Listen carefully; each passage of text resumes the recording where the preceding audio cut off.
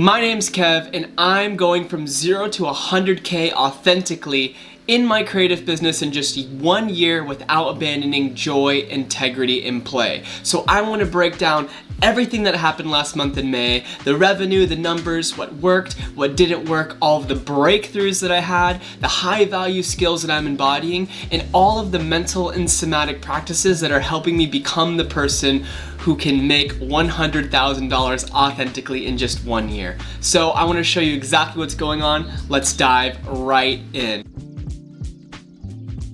So if you're new here, my name's Kev, I'm a recovering perfectionist, and this is my everyday experiment to show how on earth I can get there in my authentic blueprint.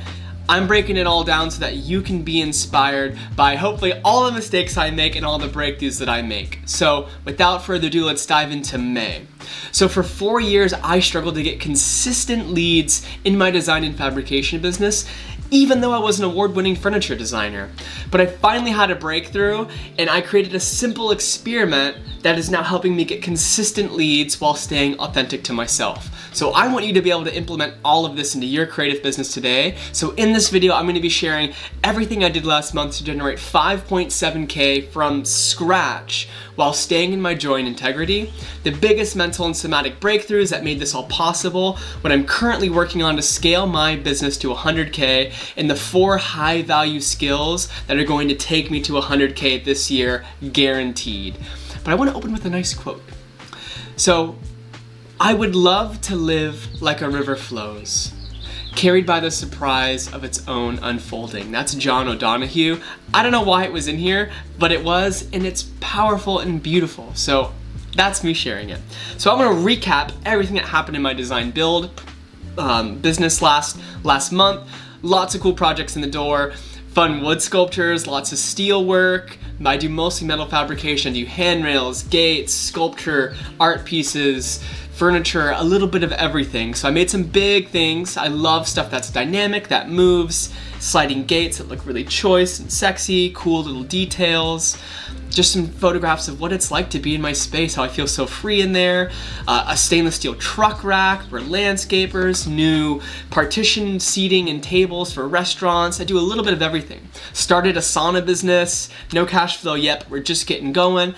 Filmed my first digital product, more handrails. I mean, a lot happened. So I don't need to go into all of it, but I want to show you what the cash was like. Started off literally zero. This was my bank account at the beginning of the month, $24.71. But then the confidence and the embodiment of believing this is possible, knowing what I'm capable of, and knowing how valuable of an offering and skill I have to give to the world, it's like, I could freaking do this, you know? And then the money started pouring in until at the end of the month, we actually broke our initial goal, which was just to get to 5K, and we blew it out of the water, and I got to 57.50. I was so stoked. I took myself out, bought a new shirt. I don't normally do that type of stuff, but I'm like, this is gonna be fun. So let's share what worked. What absolutely worked was marketing myself. Feeling confident promoting my offer. So I'm gonna share a lot more about this later because it goes really deep into the somatic work. But marketing myself, how I translated that was just a simple experiment of going on Nextdoor. And Nextdoor is a goldmine for anyone who offers a physical service. And even if it's a digital service like web design, copywriting, whatever it might be, I still think this is a really valid method. So I just want to show you 586 neighbors in my small town. I live in rural coastal California. I mean, it's literally the ocean and cows. But 586 neighbors in my town. And there's some more, obviously 4,000 in the nearby 20-mile radius. But here's a little bit about what I post in my profile. You know, I share everything from the architectural design, the cabins that I'm building, but I tell stories. So I mix sharing my authority and my expertise with just fun stories about what it's like to do this type of work and what I kind of discover the nuance. So I just kind of write about whatever comes up, and then every so often I'll do a more clear call to action post. I'll do typically 2 a week, one that's storytelling, one that has a call to action. So for instance, here is a post I just said, finally a handsome handrail. Follow the link for custom fabrication. That was it, you know, and I said like need a handsome handrail, and I was like, oh, follow the link in the description, and it's just a link to my website. This post got 4 likes, but it brought in $4,000 in revenue. Likes are not cash. Another one, similar vein, I'm like, okay, there's something here about the handrails. And I talked about the storytelling of like, wow, like there's such an unexpected pleasure in seeing the way that the shadows of this piece of steel that's really architectural, sexy, and geometric, how it interacts with the world. Link in the, at the bottom of the post. If you're looking for a nice shadow, handrail, to elevate your space, consider filling out the short form. Let's see, and 757 people saw that. 2 form submissions through my website, and it brought in $8,000 in revenue. However, only $3,500 was received in May. The rest is happening this month.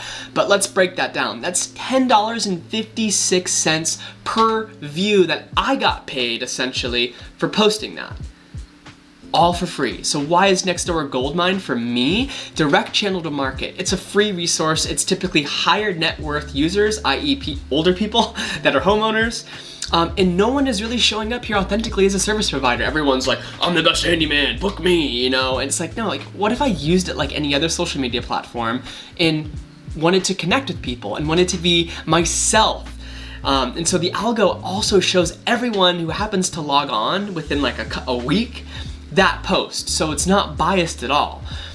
That was really, really special to experiment with. What didn't work? The Creative Clarity cohort. I'm actually not going to dive into this right now, but this was a launch that I was preparing. I launched it at the end of April. That was going to be for May, and it flopped. A lot was going on in my life, but I had a couple huge breakthroughs that I'll share, but this digital offering didn't work, and I'll share why. But first, some breakthroughs. Shame in marketing, and this kind of actually goes into why. So I'm really discovering that the degree I feel confident promoting myself is inextricably linked to the degree of shame I hold in my system, right? So the stories of, I'm not good enough, people won't like what I offer, I don't want to feel salesy, it's safer to play small and be right about my own limitations of why things aren't working out. I'm sure every single human who's ever made something for the world can relate to those. So if that's you, I see you. But you can't just transcend these stories, fears, and emotions. You really have to sit with them, accept them, feel them fully, and only then can you question their validity and really start to rewire them and create a new story. So it's the exact process I tried to lead in the Creative Clarity cohort, but clearly life wanted to give me a really personal lesson before facilitating that, and that's why I'm so grateful. It's literally the whole curriculum was about rewiring your relationship to yourself, going through shame, what's really blocking you from like expressing yourself authentically in the world, and what's the emotion that's there that you're avoiding. It literally is to a T. I got initiated to go exactly through that framework that I designed for other people to make sure that it really was valid and worked, and it did. It's extraordinarily powerful. So now I'm feeling much more resourced from my next digital offering, but it's just kind of funny how life's a paradox like that. So another breakthrough is that uncertainty is your greatest ally. Absolutely so liberating when you realize this. So trust with aligning your narrative with the growth you know is possible, and learning just to feel safe and confident enough to take that next step that you know is clear. Just that one next step, no matter how small or how big it is, that is what expansion is. So I had $24 at the beginning of this experiment. Like literally that's all I had. But I knew the little things that I had to do, each little building block that I had to take that was on my heart, that was just so strong and clear, and I knew it was gonna work if I just did those things. So no, I didn't work 12-hour days. I didn't force myself to go out and do inauthentic things. I just did the highest leverage tasks that were written on my heart that felt good, that I knew were right, and then I lived as if it was already there. I literally took my lover out on a date, this was before I had 24 bucks, I had like $100. I took my lover out on a date and like spent pretty much the last of my money. I still did the things that nourished me. I surfed and I played, all of those things. So with that level of trust, life met me there. And with a big project, an 8K project came out of nowhere, So it's like you don't need to have all the answers, you just need to trust the subtle feeling in your body. Because that subtle feeling is always present, telling you what the next step is. Because your body always knows what to do next. So even if that feeling is just like, call your mom, listen to it, It could also be, go surf, post that post, call that friend, write, whatever it is, fill in the blank. But I mean, just to really reiterate, it doesn't matter how mundane or seemingly simple it is, You don't know what life is trying to bring through you in those little clear steps. So this leads into the next breakthrough. It's like the more you are, the more you magnetize better clients, right? So authenticity is your literal birthright. You don't need to follow everybody else's blueprint to success. It's helpful to know what's working for them, but you have to digest it and really inquire, like, is this right for me? And the biggest thing is, like, if it's not pleasurable, it's just not sustainable. If it's not pleasurable for you to sit from 9 to 5 just grinding, writing, sending emails, or doing whatever, that's not what you want. Despite what other people say that's what you want, you have to really tap into like your heart and your body and your nervous system and be like, can I see myself doing this for the long run because I genuinely want to show up for it? And if the answer is no, then that's amazing because you don't have to screw around with it anymore. You can experiment with what feels nourishing. So it's all about not abandoning that authentic part of yourself in the name of making more money, getting more clients, or blah, blah, blah, blah, blah, blah, blah. A really important question is like, what else might you be abandoning? If you are abandoning an authentic part of yourself for some sort of short-term success. That's really, really powerful. Let's say it again. What else might you be abandoning for short-term success that might be crucial for your long-term expansion? Whew, powerful. So if you're not playing the long game, you're always going to operate from lack. And you're always going to operate from a place of should, which is shame. That's what we're going to dive into. Reframe your shoulds into wants. Let me explain. Everywhere you use the phrase, I should, practice rewiring and reframing it into I want. Huge difference. Avoidance, acceptance. Avoidance, acceptance. Because should is shaming. Every time you say I should, you're shaming yourself for not being as successful as you want, not having the things that you want, not having the relationship, not being where you want to be in life, whatever it is. So it just really keeps us separate from our desires because it implies avoidance of fully accepting our reality as it is. So feel the feelings you avoid feeling. This is such a powerful practice. This is the basis of all my one-to-one work that I do with other highly ambitious creatives and in the digital products that I create. It's all about like tapping into and feeling what you avoid. So if it's frustration, anger, and sadness because you aren't as successful as you want to be, you aren't making the money you want, you don't feel the freedom your heart yearns for, then stop focusing on what you lack and start feeling the real emotion inside of it. Connect to that anger, connect to that sadness. Don't put those emotions at other things or at other people. Just sit with the emotion as it is. Even if it involves someone else, a circumstance, a this and a that, practice just sitting with your emotions in your own field and owning that. So that emotion will then free up the space that will create the opportunity for you to be more of the person who can actually embody the things that you want, because your best version fully expresses your emotions. It's safe to own your desires. It can feel scary to say it and feel it, but you must feel it. And there's probably a lot of shame around it, so that means that it's the only path to living in alignment with your desire, because desire can only be manifest in the absence of shame.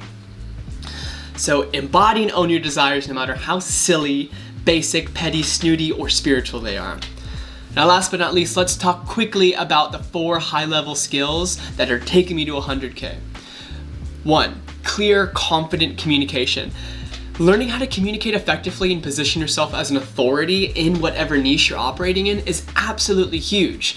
And it's not a skill that we're taught in this day and age. We have to go out there, fuck up essentially, and really learn the ins and outs of what it's like to really create space for empathy in a conversation, to translate the problem into the most valuable question where your client, the people that you're serving, feel the inherent worth of what's occurring, feel the deep value beyond the product, beyond the service, feeling like the beauty and the fulfillment of the pain of not having this thing, or like the desire or the feeling of lack of not having that, and translating that into fulfillment.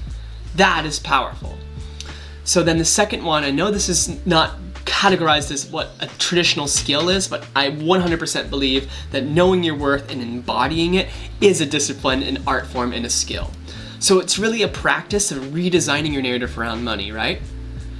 speaking and acting from a place of freedom instead of fear. Because so much of our drive to get money, to get clients, to get a relationship, to get this and that comes from I should have that or I don't have that, which is not freedom, that's fear. So when we begin to rewire that story into freedom, we start to radiate much higher value energy, which is paradoxically, well, not so paradoxically, but it's exactly what creates the ripe conditions to magnetize and attract that, and to go out and get it as well, but it's a collaboration with life at that point. Another amazing skill is strong yet conscious copywriting. It's learning the art of revealing self-belief in another individual without creating more shame. Because there's all these outdated copywriting tactics that are all about pain, shame, all of those things. I believe there's so much power in being able to speak to someone's heart and being able to hold space for the pain that they might be feeling, but helping them eradicate shame in the process. Like, that's more attraction based, it's more conscious. So it's speaking to the core of an issue while celebrating the transformation that can be made available to them. But yet it's writing and speaking strongly enough to help position what you have to offer from a nice to have to a need to have. Huge difference there. One will pay you really well, the other's like, wow, that's really cool what you're doing. Sorry, I don't want to do it, And that's great, but wouldn't you want the need to have? And then lastly, like embodied selling, how to be all of those things with integrity. How to sell with your soul, not abandon your soul to sell. And learning how to use joy and possibility as an ally in the selling process. That's so juicy. So there you have it, folks. That was May, the May recap on my journey of going from 0 to 100K in my creative business as an independent creative, one-person business, solopreneur, whatever the trending in vogue term is. And I hope that you're inspired today. If you resonate with any of this, let me know in the comments. Tell me, dang, Kev, I'm gonna implement that strategy of feeling into what I avoid and seeing what might happen. For the next 30 days, how about this? Just listen to your emotions, trust them, feel them, and see what happens. I guarantee it will change your life because that's exactly what happened to me these last 30 days. I lived life from the inside out and it manifested in my outer environment. So thank you all for being here. I'm so grateful. I'll see you next month, but hopefully in some more videos before then. But I really appreciate you all and I hope that you stay well. Ciao.